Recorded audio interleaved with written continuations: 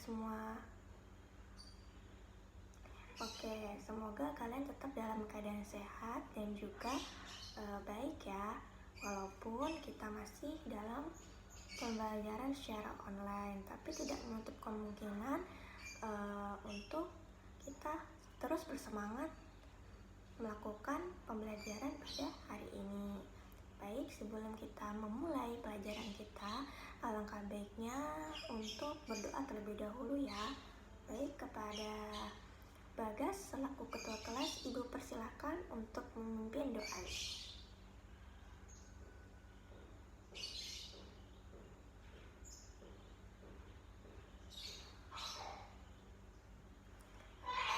Baik, terima kasih kepada Bagas yang sudah memimpin doanya.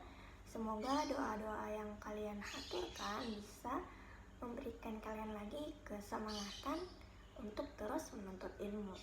Oke. Ya, sebelumnya Ibu mau tanya dulu. Siapa di sini yang tahu kalau hari ini kita membahas materi apa? Yang tahu boleh acungkan tangan ya. Siapa di antara adik-adik semua? Desi? Betul sekali. Materi yang akan kita bahas pada hari ini adalah unsur kebahasaan surat lamaran kerja. Ya, tepat sekali ya jawaban Desi. Oke, kita beri A+ dan tepuk tangan. Terima kasih kepada Desi yang sudah tepat untuk menjawab. Oke, sebelumnya Ibu akan memberikan sebuah contoh surat lamaran kerja. Nah, kalian bisa lihat contoh surat lamaran kerja. Kenapa di sini kita membahas surat lamaran kerja? Ya, karena kita tahu kalian kan sudah hampir menyelesaikan studi di SMA sebentar lagi. Nah, maka dari itu surat lamaran kerja itu sangat perlu kita pelajari untuk kalian melamar di sebuah instansi ataupun lembaga-lembaga yang ada di luar. Boleh diperhatikan surat lamaran kerja di samping ya. Oke, gimana? Kalian sudah melihat contoh surat lamaran pekerjaan? Nah, otomatis kalian tidak merasa asing dong ya dengan surat lamaran kerja ini, karena sering sekali kita temukan gitu. Nah, mengenai contoh kita sudah melihat contohnya, dan yang selanjutnya kita akan membahas ke inti dari pembelajaran kita pada hari ini, yaitu unsur kebahasaan pada surat lamaran pekerjaan. Nah, sebelumnya kita harus tahu dulu maksudnya dari unsur kebahasaan itu adalah ketentuan yang harus diperhatikan dalam menulis surat lamaran pekerjaan. Nah, hal ini juga terkait dengan aturan dan juga ketentuan yang ada di dalam penggunaan bahasa. Nah, jadi di dalam surat lamaran kerja itu mempunyai unsur kebahasaan yang perlu kita pelajari, karena khawatir ketika kita mengajukan sebuah surat itu tidak sesuai dengan kaidahnya. Nah, jadi kan bisa-bisa kita tidak diterima di sebuah pekerjaan seperti itu. Baik, selanjutnya Ibu akan menjelaskan unsur kebahasaan yang pertama. Yang pertama adalah bentuk surat yang standar. Seperti apa sih bentuk surat yang standar itu? Ya, bentuk surat yang standar itu berupa format surat yang standar. Format ini biasa digunakan dalam surat formal atau resmi. Jadi hanya ada di surat formal ataupun resmi ya anak-anak. Oke. Yang kedua adalah menggunakan bahasa yang baik dan benar. Ini tentunya sangat penting ya, karena mengenai unsur kebahasaan otomatis bahasanya harus baik dan benar. Nah, di sini surat lamaran pekerjaan itu harus menggunakan bahasa yang baik dan juga sesuai dengan ejaan yang disempurnakan atau PUEBI. Oke. Yang ketiga, adalah menggunakan kata-kata sopan. Nah, untuk surat lamaran pekerjaan ini, kata-kata yang kita buat itu harus sopan anak-anak. Nah, karena itu dilihat juga ketika kita meminta suatu pekerjaan. Kata-katanya itu harus sopan, sederhana, dan juga ringkas. Nah, yang keempat, menggunakan kata pengantar yang jelas, singkat, padat, informatif, dan juga tepat sasaran. Nah, di sini maksudnya isi surat lamaran pekerjaan yang kalian buat itu harus menggambarkan sebuah informasi tentang pelamar dan mampu di pekerjaan itu. Maksudnya tujuan kalian dan juga skill kalian itu, apakah kalian mampu untuk bekerja di sebuah instansi tersebut. Yang kelima, penyampaian maksud surat pada isi surat. Nah, jadi ini lebih ke penggunaan kalimat yang jelas untuk pelamar kerja. Nah, jadi penyampaian maksud kita, nah itu harus jelas gitu. Selanjutnya yang keenam, menggunakan kalimat permohonan pada paragraf penutup. Maksudnya kalimat penutup itu berisi harapan dan juga permohonan kepada pemimpin institusi yang dilamar. Jadi di dalam surat itu berisi sebuah permohonan kita untuk bekerja di sebuah instansi tersebut. Yang ketujuh atau yang terakhir ya, yaitu menggunakan penulisan dan tanda baca. Oke, di sini untuk menggunakan penulisan dan tanda baca yaitu melengkapi bagian-bagian surat dengan norma bahasa surat. Nah, norma bahasa surat itu seperti apa sih? Nah, jadi seperti adanya tempat, tanggal, alamat, salam pembuka, isi surat, dan juga salam penutup. Dan yang terakhir, yang penting itu adalah tanda tangan kita sebagai pelamar pekerjaan. Baik anak-anak, tadi kita sudah selesai membahas mengenai unsur kebahasaan pada surat lamaran kerja. Nah, bagian kedua ini kita akan membahas mengenai ketentuan penulisan sistematika surat lamaran pekerjaan. Nah, di sini kita akan membahas satu persatu ya. Yang pertama ada tempat dan tanggal pembuatan surat. Nah, di sini sangat penting teman-teman semuanya atau anak-anakku semua, sangat penting. Kenapa? Karena tempat itu ditempatkan di pojok kanan atas tanpa titik di akhir karena bukan sebuah kalimat. Nah, jadi untuk tempat dan juga tanggal pembuatan itu kalian letakkan di atas, bagian kanan atas, tidak ada titik di akhir karena bukan sebuah kalimat. Contohnya kalian bisa lihat ya seperti itu. Misalnya Papua Barat, 28 Agustus tahun 2000. Nah, itulah contoh dari penempatan tempat dan tanggal pembuatan surat. Yang kedua adalah lampiran dan hal.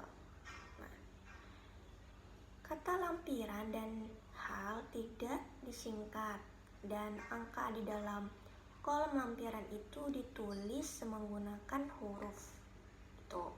Jadi huruf ya, bukan angka. Contohnya lampiran titik 24 lembar. Misalnya tidak ditulis dengan angka 4, tidak, tapi dengan huruf, jadinya 4 lembar. Terus untuk halaman itu pemberitahuannya seperti apa, contohnya halamannya itu. Terus yang ketiga adalah alamat surat. Nah, di sini alamat surat ini sangat penting nih. Kadang kita keliru ya untuk penempatan alamat ini. Oke. Jadi poin-poin penting yang kita harus tahu, yang pertama adalah tidak menggunakan kepada yang terhormat. Nah, kepada manajer khusus mandiri. Jadi itu tidak menggunakan itu ya. Terus yang kedua ada alamat tidak lebih dari 3 baris. Jadi tidak boleh panjang-panjang, harus singkat saja. Contohnya Jalan M Yamin nomor 2 Kalibata, Jakarta. Nah, seperti itu. Oke. Terus yang ketiga adalah jabatan tidak boleh memakai jenis kelamin seperti bapak dan ibu. Tuh, jadi harus namanya ya. Harusnya ada tulisan jalan seperti yang sudah ibu sampaikan di sebelumnya. Nah, jadi tulisan jalan pada alamat itu tidak boleh disingkat. Jadi biasakan kita temui kadang ada yang menulis JL. Nah, tapi ini tidak boleh ya, harus jalan seperti itu. Terus yang keempat adalah salam pembuka. Nah, salam pembuka ini setelah kata dengan hormat, yang bagian setelah identitas itu yang selanjutnya adalah dengan hormat. Itu menggunakan tanda baca koma, titik koma. Nah, dengan hormat koma, baru apa yang mau dibahas. Lanjut, yang kelima adalah alinea pembukaan. Nah, di sini alinea pembukaan menggunakan bahasa yang baik dan sopan agar pihak yang membaca tidak tersinggung. Jadi perlunya kita mengatur bahasa kita supaya tidak ada unsur menyinggung ataupun ya hal yang tidak bisa kita pikirkan dan tidak boleh terjadi gitu. Nah, yang selanjutnya yang keenam ada isi. Nah, isi di sini maksudnya identitas kalian. Nah, pasti ada tuh kan di surat identitas ada nama, tanggal lahir, pendidikan terakhir, alamat. Nah, seperti itu. Itu kalian isi dengan baik. Seperti nama lengkap, tempat tanggal lahir, tempat kalian lahir di mana dan tanggal lahir kalian. Yaitu pendidikan terakhir kalian apa, misalnya S1 ataupun SMA, seperti itu. Terus alamat kalian, seperti yang sudah ibu jelaskan tadi, alamat jalan tidak boleh disingkat. Selanjutnya maksud dan tujuan. Tadi kan identitas. Nah, terus yang kedua ada maksud dan tujuan. Di sini maksud dan tujuan itu alasan pelamar untuk melamar sebuah pekerjaan itu. Nah, jadi maksudnya apa dan tujuannya kenapa gitu. Terus yang ketujuh ada menyatakan lampiran. Nah, di sini menyatakan lampiran itu merupakan syarat yang sudah diminta oleh instansi yang membutuhkan pekerja. Nah, di setiap rinciannya menggunakan tanda baca titik koma. Nah, titik koma ya. Contohnya adalah fotokopi kartu tanda penduduk titik koma. Nah, seperti itu contohnya. Untuk lampiran ini biasanya itu berasal dari instansi itu, ataupun bisa dibilang dengan syarat-syarat untuk kita melamar kerja. Nah, dari instansi itu yang memberikan syarat apa aja, mungkin seperti KTP, kartu keluarga, kayak gitu. Nah, lanjut. Yang kedelapan adalah penutup. Nah, penutup di sini adalah menunjukkan keantusiasan kalian sebagai pelamar. Nah, contoh kalimatnya seperti ini ya. Nah, demikian surat lamaran pekerjaan ini saya buat. Besar harapan saya untuk dapat menjadi bagian dari perusahaan ini. Nah, jadi maksudnya kalian itu sebagai pelamar kerja itu harus mempunyai rasa antusias bahwa kalian itu benar-benar bisa diterima di sebuah intasi itu. Oke. Selanjutnya yang ke-9 adalah salam penutup. Nah, di sini salam penutup sebagai bentuk etika, sopan santun, dan juga penghormatan. Itu contohnya hormat saya, apa di situ. Nah, jadi sebagai rasa penghormatan kita kepada sebuah intasi yang mau kita lamar di sana. Terus yang ke-10 adalah tanda tangan dan juga nama terang. Nah, di sini pasti kalian udah nggak asing gitu ya, karena pasti harus memakai tanda tangan kita sebagai pelamar dan juga nama lengkap kita, gitu. Nah, contohnya ya itu berada di bagian pojok kanan bawah. Jadi si surat bagian pojok sebelah kanan bagian bawah. Di situ kalian terterakan tanda tangan, ya tanda tangan, lalu di bawahnya nama kalian. Oke, kita lanjut ya. Nah, setelah kita mengetahui unsur kebahasaan yang sudah Ibu jelaskan tadi dan juga ketentuan sistematika penulisan, kita akan menganalisis. Nah, jadi setelah kita belajar teori, nah kita akan menganalisis sebuah surat lamaran pekerjaan. Nah, kenapa Ibu arahkan untuk menganalisis? Ya, karena kita harus tahu, karena ini penting sekali.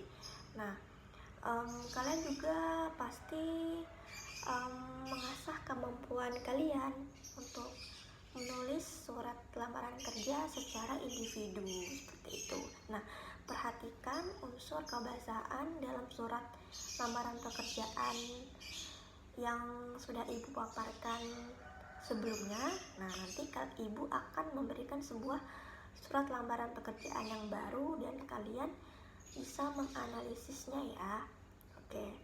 Nah, untuk misalnya ada pertanyaan yang berkaitan dengan unsur kebahasaan, misalnya apakah surat tersebut menggunakan bentuk yang standar, apakah surat tersebut telah menggunakan bahasa yang baik dan benar, apakah surat tersebut tidak menyampaikan maksud surat pada isi surat. Nah, itu semuanya sebagian dari pertanyaan dari analisis kebahasaan. Maka dari itu Ibu memberikan tugas kepada kalian, yaitu per kelompok ya, untuk menganalisis kebahasaan maupun itu salah, benar. Nah, itu kalian analisis. Baik, untuk tugas tadi kalian bisa lihat contoh surat lamaran pekerjaan, nanti Ibu akan kirimkan ya. Nah, kalian bisa lihat di samping, itu adalah contoh surat kebahasaan. Dan kalian akan menganalisis per kelompok dan juga dipresentasikan minggu depan kepada masing-masing kelompok. Nah, nantinya Ibu akan tunjuk kelompok tersebut di minggu depan. Jadi kalian harus menganalisis duluan per individu. Nah, nanti Ibu akan memberikan nama-nama kelompoknya. Lalu minggu depan maju untuk presentasi. Oke. Sampai di sini ada pertanyaan mengenai tugas ataupun materi? Ibu persilahkan ya. Boleh angkat tangannya untuk yang mau bertanya. Ya, Deva, ada yang mau ditanyakan? Oh ya, terkait tugas kalian, Ibu ulangi lagi ya. Nah, jadi untuk tugas kalian, kalian membuat sebuah analisis individu. Nah, lalu minggu depan kalian persiapkan, karena minggu depan Ibu akan memberikan kelompok dan minggu depan juga kalian harus mempresentasikan. Maka dari itu Ibu memberikan tugas menganalisis individu terlebih dahulu, baru minggu depan berkelompok. Oke, apakah dimengerti Deva? Oke, baik, terima kasih atas pertanyaannya. Oke, baik, tidak ada yang ingin bertanya lagi. Ya, jika tidak ada yang ingin bertanya lagi seputar materi dan juga tugas yang sudah Ibu berikan, Ibu berpesan untuk jaga kesehatan, dikerjakan tugasnya, dan jangan lupa untuk selalu menaati protokol kesehatan. Dan sampai jumpa di pertemuan minggu depan ya. Oke, semoga pelajaran kita pada pagi hari ini yaitu unsur kebahasaan surat lamaran pekerjaan bisa kalian praktekkan, dan juga kalian bisa menambah ilmu pengetahuan kalian. Oke, baik. Terima kasih atas semua yang sudah bisa hadir, walaupun kita masih dalam keadaan online saat ini, tidak menutup kemungkinan untuk kita selalu bersemangat dalam menuntut ilmu. Oke, baik, Ibu akhiri. Terima kasih. Assalamualaikum warahmatullahi wabarakatuh.